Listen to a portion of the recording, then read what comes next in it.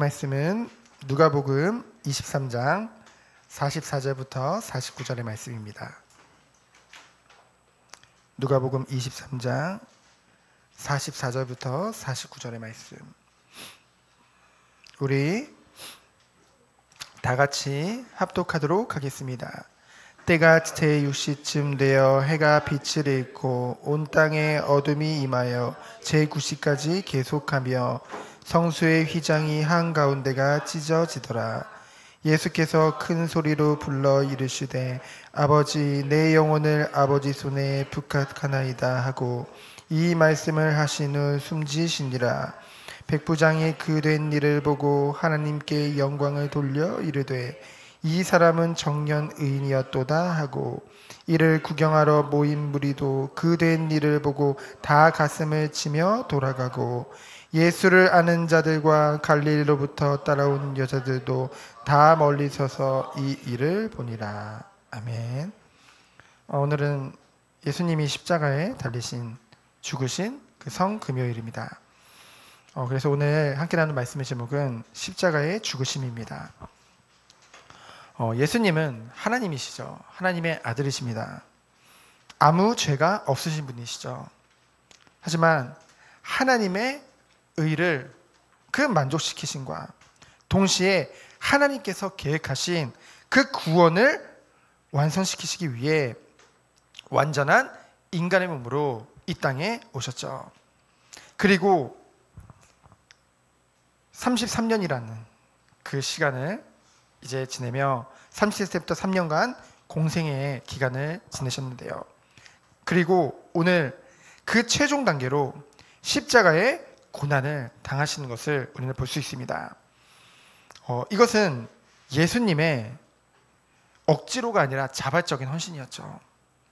빌립보서 2장 6절부터 8절에 보면은 그는 근본 하나님의 본체시나 하나님과 동등됨을 취한 것으로 여기지 아니하시고 오히려 자기를 비워 종의 형체를 가지사 사람들과 같이 되셨고 사람의 모양으로 나타나사 자기를 낮추시고 죽기까지 복종하셨으니 곧 십자가에서 죽으심이니라 증거하고 있습니다. 예수께서는 하나님의 완전하신 그 계획을 이루시기 위해 기꺼이 자기를 낮추시고 죽기까지 복종하시고 희생하시고 헌신하신 줄 믿습니다. 오늘 그 예수님의 모든 고난을 다 당하시고 마가복음 15장 25절에 보면은 제3시에 십자가에 못 박혔다고 했거든요. 유대인 시간으로 제3시면은 오전 9시입니다.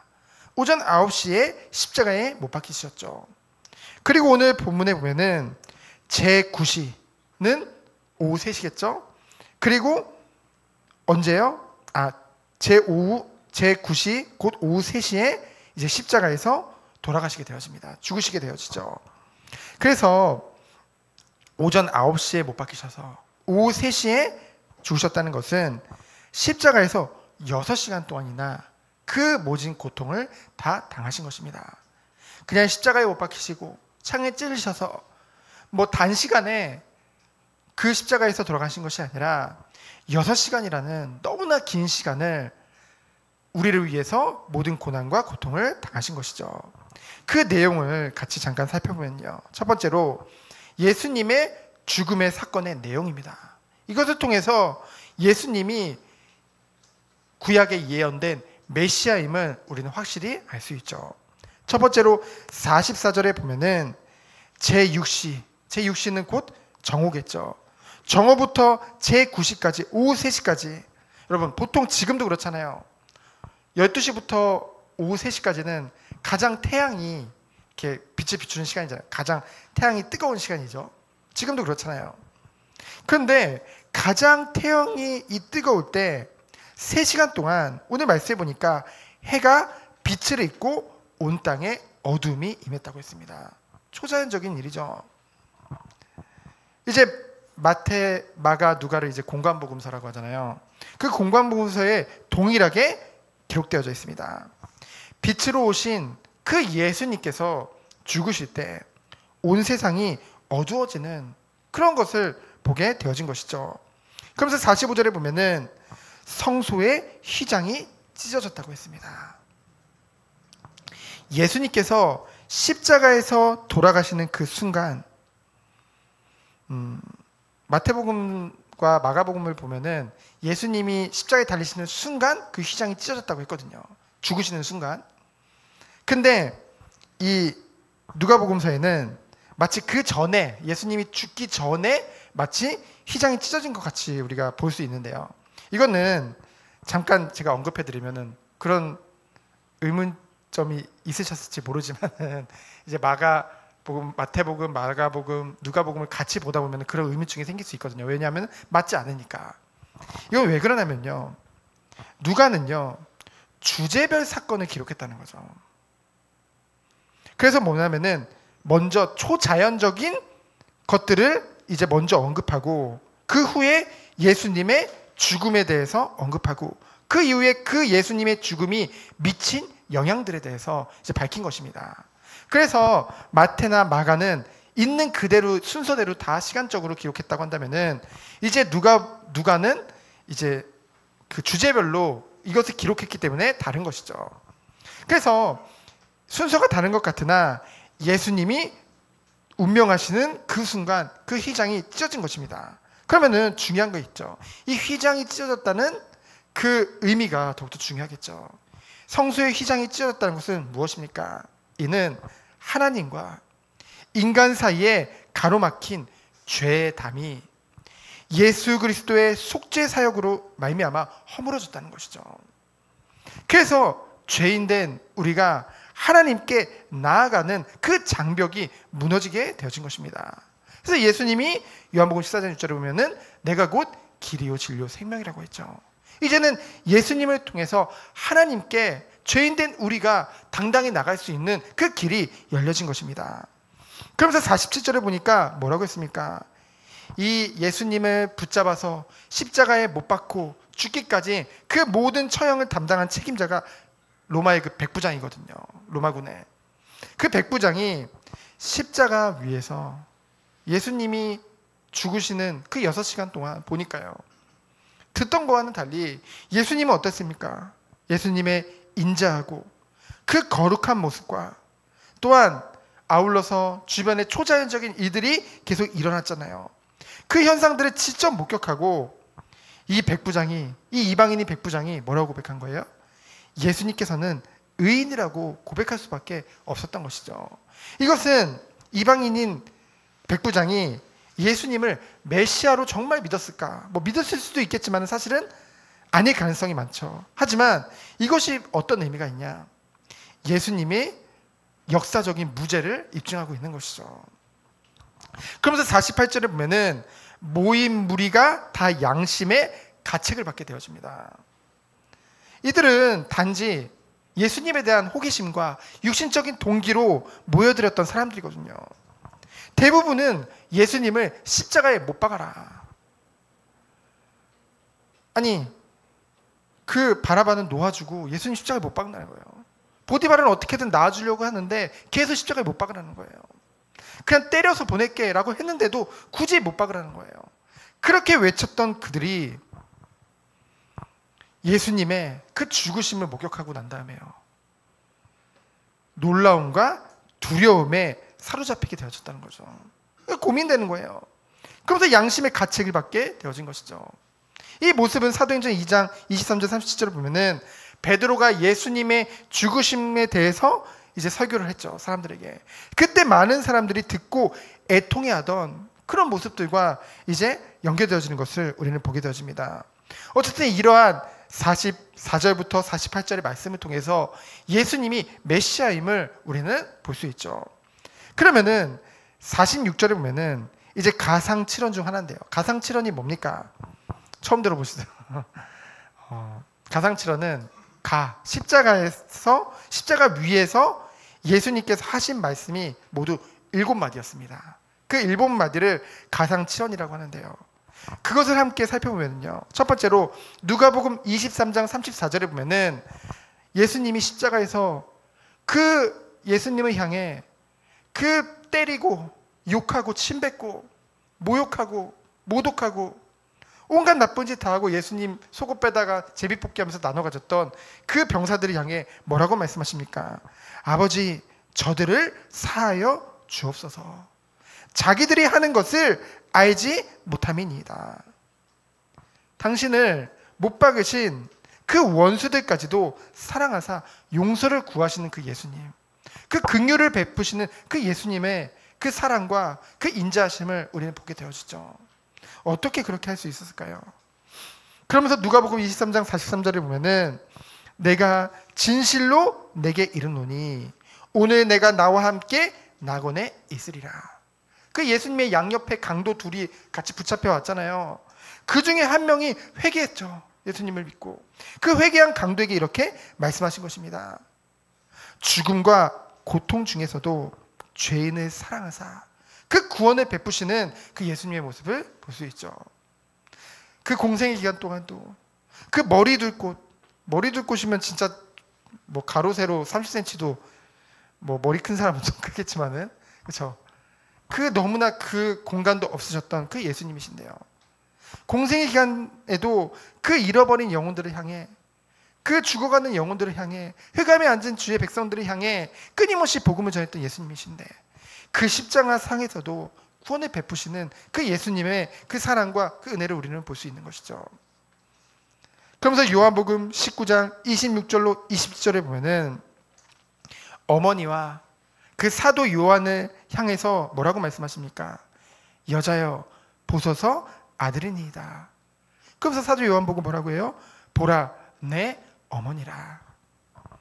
십자가의 고통 중에서도, 여러분 중요한 건 이거예요. 십자가의 고통 중에서도 한 영혼이라도 더 구원하셨고, 십자가의 고통 중에서도 모친에 대한 효도를 보이시고, 요한에 대한 그 자기의 사도 그 제자인 요한을 향한 그 신뢰를 나타내신 것이죠. 그래서 마태복음 27장 46절에 보면은 우리가 잘 아는 말씀이죠. 엘리 엘리 라마 사박다니. 뭡니까?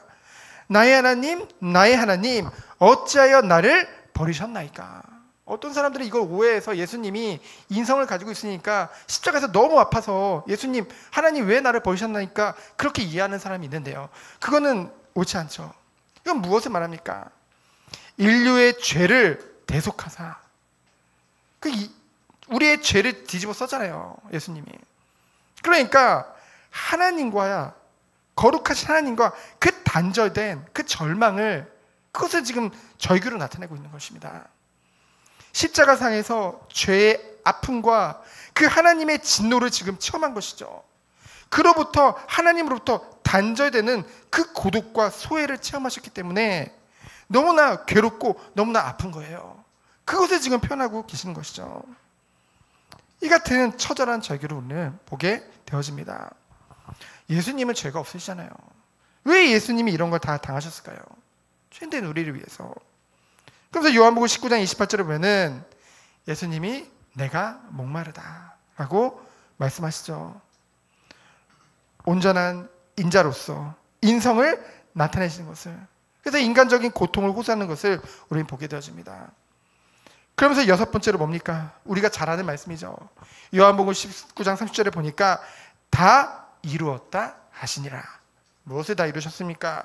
사단의 온갖 방해에도 불구하고 당신의 하나님께서 맡기신 그 당신의 지상 사역을 완전히 이루신 줄 믿습니다. 그래서 다 이뤘다 말씀하셨죠. 그러면서 마지막으로 일곱 번째로 누가복음 23장 46절에 보면은 오늘 읽은 본문이죠. 뭐라고 했습니까? 예수께서 큰 소리로 불러 이르시되 아버지 내 영혼을 아버지 손에 부탁하나이다 하고 숨지시니라 라고 나와 있죠.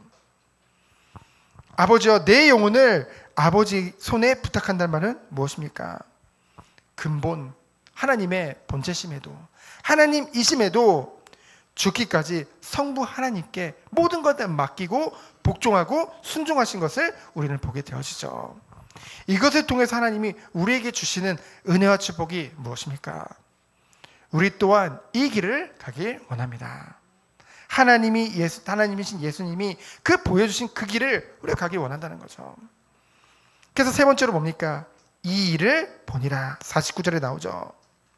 49절에 보면은 예수를 아는 자들과 갈릴리로부터 따라온 여자들도 라고 얘기했죠. 이들은요, 오히려 예수님이 메시아임을 알고 그 주님을 사랑해서 따라왔던 자들이죠. 그리고 그 여자들이죠. 예수님을 끝까지 순종하고 섬겼던. 근데요, 그들은 다 멀리 서서 있다는 거죠.